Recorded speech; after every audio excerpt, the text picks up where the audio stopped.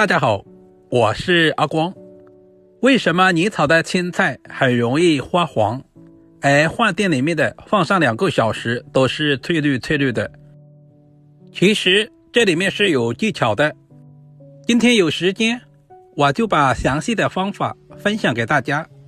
首先，我们准备2斤左右的上海青，像视频中这样把菜帮一片一片的掰下来。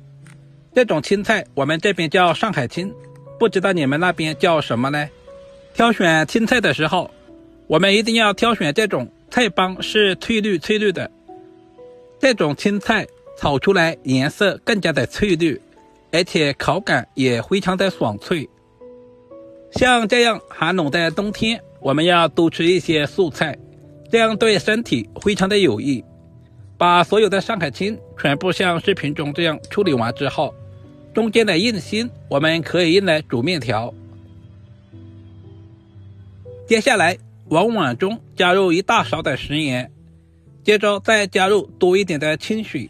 因为上海青在生长的时候难免有一些虫卵或者是细菌，食盐有消毒杀菌的作用。下手翻拌一下，使所有的食盐完全溶解在水里面，翻拌均匀，放在一旁浸泡10分钟左右。大约10分钟以后，我们再来清洗一下，像视频中这样把每一片菜帮都搓洗一下，因为菜帮里面难免有一些泥沙或者是杂质，经过这样清洗之后，我们吃着也更加的放心。清洗完第1遍之后，我们再次放在干净的清水中淘洗2到3遍，也可以放在流动的清水下冲洗，直到把水洗至很清澈就可以了。全部清洗干净之后，我们再控干水分，放在准备好的案板上面。接着我们要来处理一下上海青，我们千万不能一刀切，像视频中这样轻轻的拍一下，把菜帮拍至裂开就可以了，千万不能拍断。因为菜帮和菜叶一起炒的话，菜帮比较难熟一些，所以我们像视频中这样全部处理一下。上海青含有丰富的叶绿素以及膳食纤维，还有各种微量元素，经常食用对身体非常的有益。把所有的上海青全部处理成视频中这样就差不多了。全部处理完之后，放在准备好的大盘中备用。接下来我们再简单的准备一些配菜，准备几粒去皮的大蒜，先切成薄片。大蒜可以增加上海青的蒜香味，这里我们也可以稍微的多准备一些。全部切好以后，放在提前准备好的小碗中备用。接下来准备小块去皮的老姜，首先把老姜切成薄片，然后再切成稍微细一点的姜丝，最后全部切成稍微细一点的姜末。全部切好，放在蒜片一起。接着准备几根清洗干净的香葱，今天我们只要葱白部分，把葱白切成稍微短一点的葱花和姜蒜放在一起。喜欢吃辣椒的，我们再准备几个小米椒切成小圈。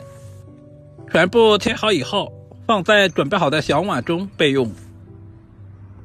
下面我们开始制作，起锅加入少量的食用油，油温烧热以后，我们把处理好的上海青放在锅中。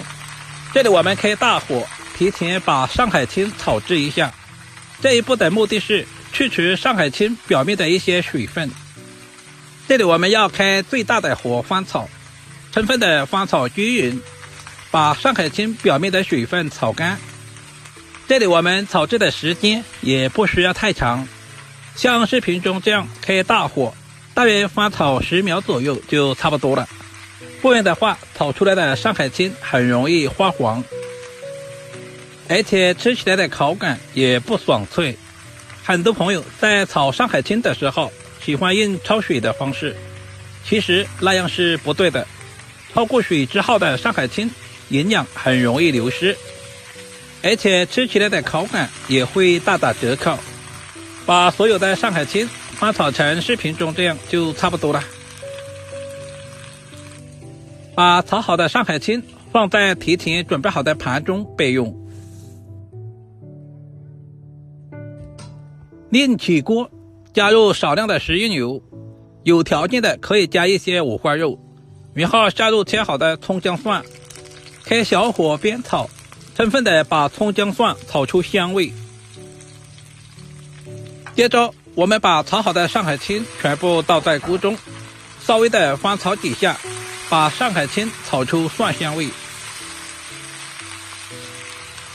接下来我们再简单的调味，加入大半勺的食盐和少量的鸡精，然后把切好的小米椒也倒在锅中，再次翻炒均匀，把上海青炒至入味，把小米椒炒出辣味。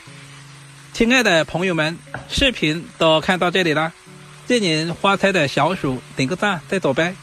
您的每一个点赞留言都是我前进最大的动力，非常感谢您一直以来的支持与鼓励。出锅前我们再加入少量的水淀粉，搞上薄薄的芡汁，再次翻炒均匀，使所有上海青的表面都能够裹上薄薄的芡汁，稍微的翻炒几下就可以出锅了。一道营养又美味的小炒上海青就这样做好了，是不是非常的简单？如果你也喜欢，就赶紧收藏起来试试吧。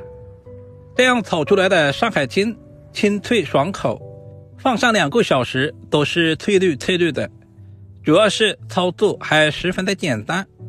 稍微总结一下，处理好的上海青一定要提前浸泡10分钟左右，然后再提前炒干水分。只要记住这2点，你也可以做出比饭店还好吃的上海青。好了，如果今天的视频对您有一点点帮助，就麻烦点赞、收藏、留言并转发出去。今天的视频就简单的分享到这里了，我们下个视频再见吧。